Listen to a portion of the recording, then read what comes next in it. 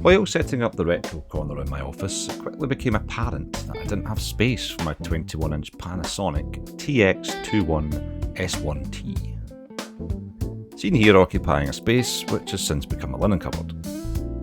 This led me to look for a suitable 14-inch CRT replacement option. Also, personally I remember playing games on screens this size growing up, and while larger screens are good, the smaller screen and unique tinny sound that you get from the speakers just feels correct. However, as my search got underway, I quickly realised that the prices of 14-inch CRTs are way more expensive than I'm willing to accept these days, so I decided there was no rush. Just keep an eye out on Gumtree, and that's when I spotted this bargain. So, let's take a closer look at this.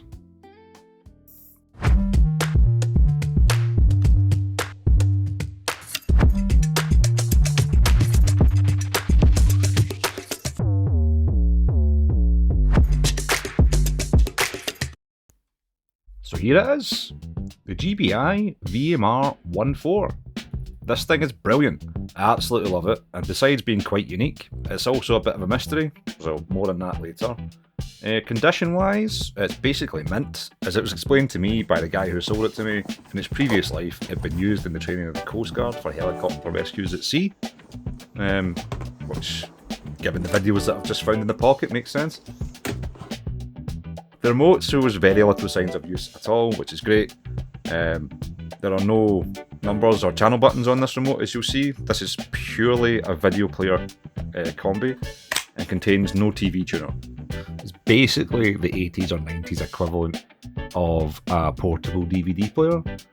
I don't have one of them, but I have a laptop here that's about the same size.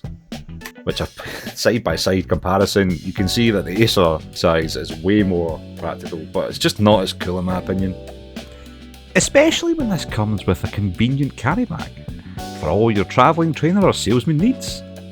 Just show up to your desired location, pop this on a flat surface, unzip all the way, and then you're ready to begin.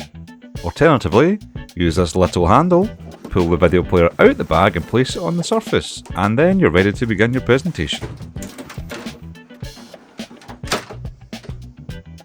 When not in use, this had been stored within this bag, and you can see here that the actual unit itself is in really good condition.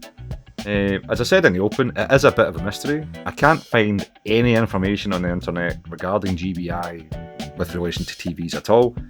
ChatGPT came up with its own ideas, as you'd expect. Yeah, nothing really came up on eBay, zero results for GBI, and the Internet Archive also just drew a complete blank, so mystery, no idea. What I do have is the manual though, which is always good for some light reading.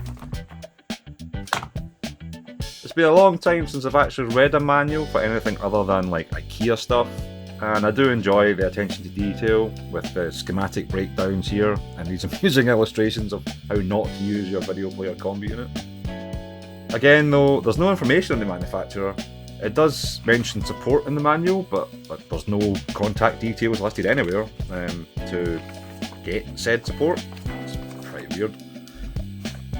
Date of manufacture, I'm not really sure. I'm guessing 80s, based off the being no digital documentation of this in existence anywhere. Let me know in the comments if you've seen anything like this before, or have seen GBI as a brand. I'd like to find out more if I can, but yeah, I'm really struggling here.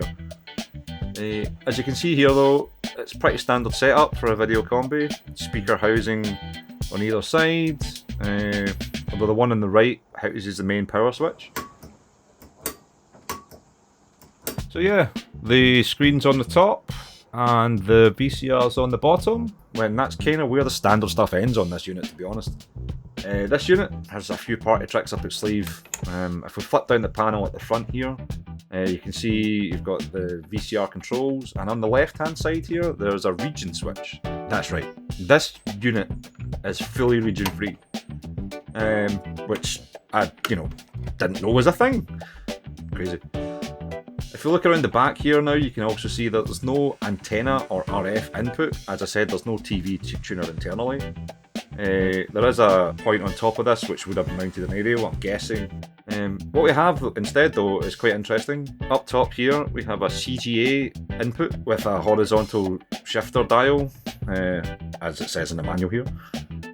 This has to be an 80s machine though, based off of this. It's not something I was expecting to find, but you know, it may come in handy in the future if I pick up a machine that needs a CGA output on it. Below this, there's a component audio-video pass-through.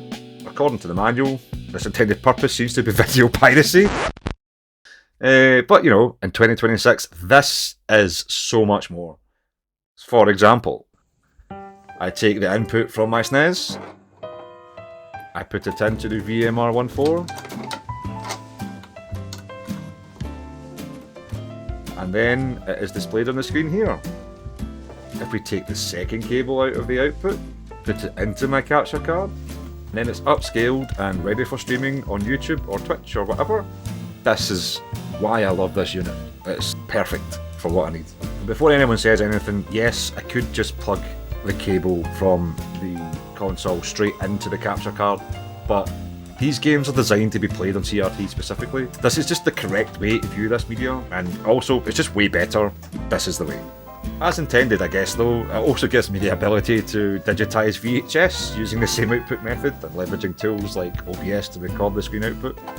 See here my 1987 copy of Tom and Jerry, purchased from Woolworths for $6.99. Yeah, just pop it in the player here, hit go, or play, and it's digitised, and yeah. Absolutely love Tom and Jerry. I have not seen this in so long. Oh wow. Anyway, yeah, you'll notice that there's a bit of flicker on the digitised version. I'm not sure if that's TV or the... Well, I'm sure it's not the TV. I think it's probably more the capture card, to be honest.